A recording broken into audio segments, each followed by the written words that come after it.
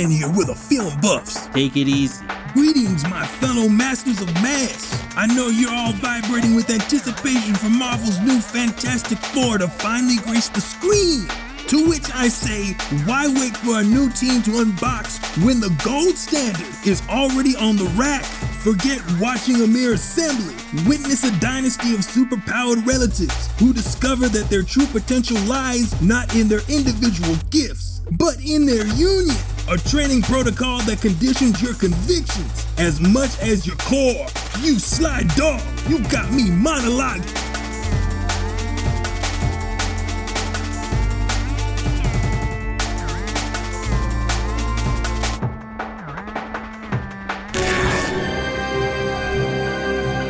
It's The Incredibles. We are blasting through the drywall with Pixar's titan of an animated epic. It's time to fire up those fast twitch fibers as we grapple with this modern marvel. This is no Saturday morning distraction. This is a high-intensity conditioning circuit for your conscience. We're discussing the untapped human potential amplified to the nth degree. A story built like a perfect, explosive clean and jerk that elevates your soul and floods your system with adrenaline. Prepare to be utterly consumed by this deep dive into the essence of being incredible. But let's pose the vital question. Does The Incredibles still land with the same seismic impact, or has its incredible power been watered down by the deluge of hero cinema that flooded the market, making it just another pig in line at the slop trough? Plot time, baby!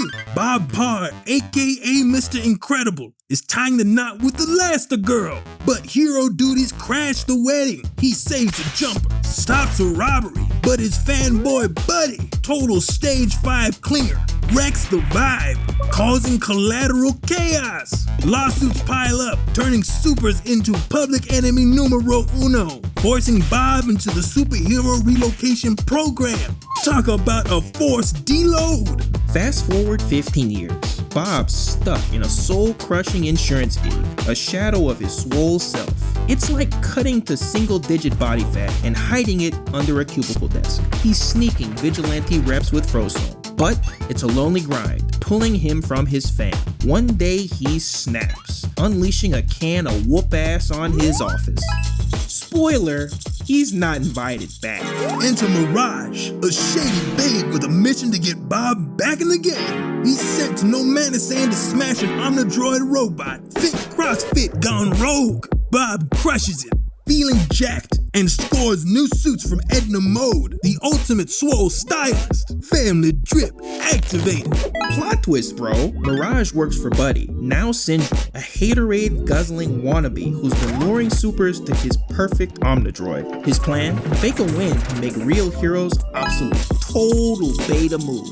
Elastigirl smells trouble, hits up Edna, and finds Bob's secret. She flies to No Man's Land with Dash and Violet stolen away. Parent levels expert. Syndrome shoots their plane down, but the Parrs stick the landing. Mirage flips on Syndrome, freeing Bob after his capture. Dash and Violet flex their powers, shredding guards like a hit session. The family reunites, but Syndrome traps them again. Violet's force fields pop off, and Mirage helps them jet to Metroville. In Metroville, the Omnidroid goes rogue, yeeting Syndrome's remote. The Incredibles and Frozone throw down in an epic brawl. Elastigirl snags the remote. Bob lands the knockout punch. Boom! Robot down. The crowd roars, and Syndrome wakes up to eat crow. Solved. We're not done yet, bro. Back home, Syndrome tries snatching baby Jack, but the kid's powers explode like a pre-workout overdose. Helen catches him, and Bob yeets their car into Syndrome's plane, sending that cape-wearing jabroni into the engine. No capes, no chance. 3 months later, the Parrs face the Underminer. Masks on, games on, ready for round 2. Okay, let's get into the technical aspects. The director, Brad Bird, came to Pixar from the world of 2D animation, and he was a savage.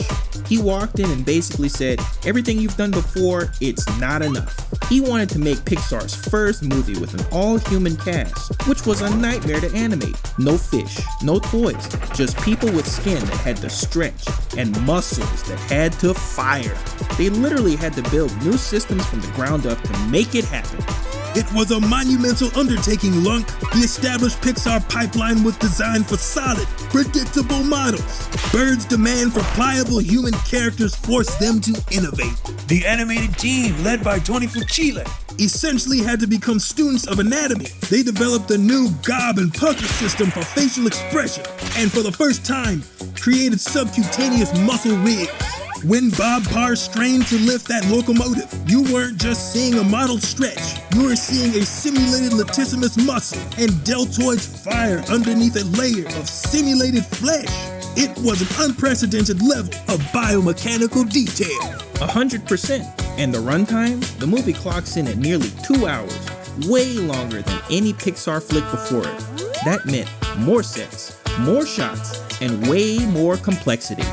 The final battle in Metroville alone had more explosions, destruction, and particle effects than the entirety of Monsters, Inc. It's one thing to make a single monster's fur look good.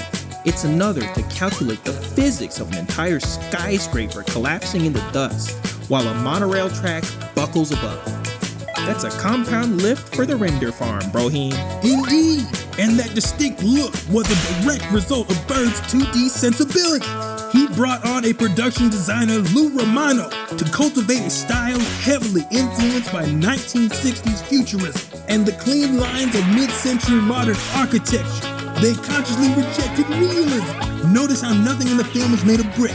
It's all glass, steel, and concrete, materials that reflect the film's clean, graphic novel aesthetic.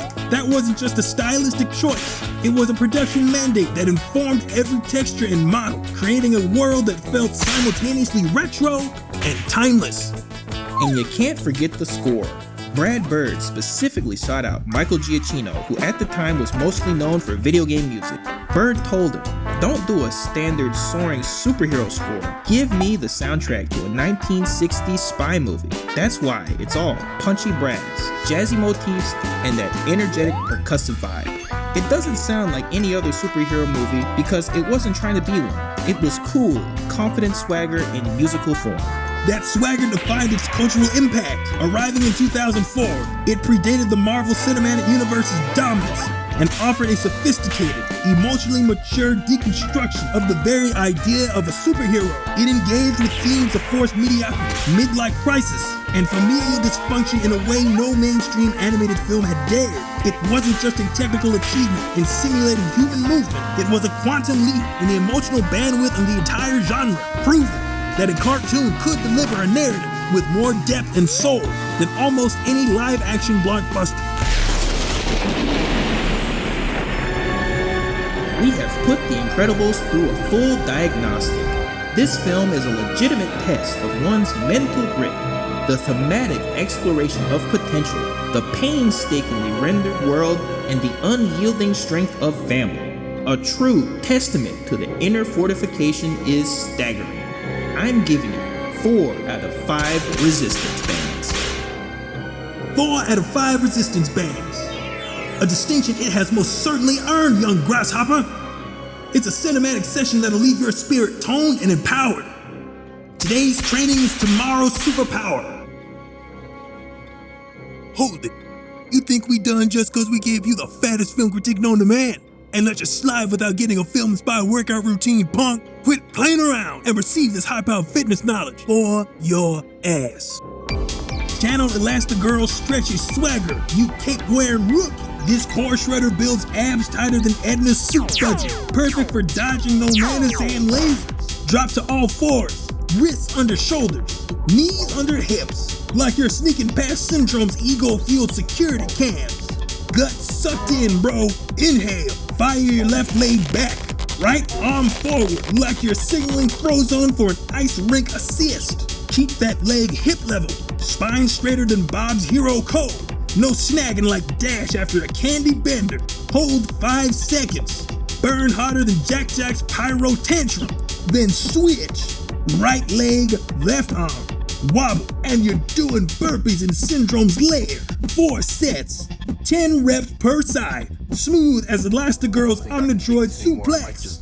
Stay limber, or you'll snap like a discount dumbbell. This ain't just a stretch, it's a core-busting hero flex. Face that Omnidroid and roid it up by adapting faster than Bob dodging Helen's side-eye. Circuit training's your power-up, bro. A limitless combo of moves to fry its CPU, like dash sprinting through homeroom, toss in burpees, lunges, swings, or planks. Endless mixes like Edna's fabric swatches. Circuits torch fat, bump endurance, and build strength so heroic you'll outsmart that tin can like Violet's force field fake out. Craft your chaos, maybe squats, push-ups, or kettlebell yeets. Switch it up to keep the bot glitching. 2 rounds, 90 seconds all out, 15-second breather. Go rogue, bro. Your combos are wilder than Jack's power spree, turning that Omnidroid into scrap metal for Metroville's gym. Deep in Syndrome's lava lair, Velocipod goons are hunting, bro. Blend in as a wall sconce, slicker than Frozone on ice. This handstand hold carves shoulders beefier than Bob's bulk era traps. Face away from a wall. Hit push-up stance, hands shoulder width. Core tighter than Edna's spandex stitch work. Walk feet up, legs locked like Dash in a timeout. Pushing palms like you're benching an Omnidroid ego. Hold 20 seconds. Breathe chill like Lucius sipping a post-fight Slurpee. No shakes or you're busted. Explaining sweat stains to Syndrome's interior designer. 3 sets. No quacking or it's cardio detention. This ain't a hold. It's a planktastic escape rep, keeping you stealthier than Violet's invisibility flex. That's it. We did it.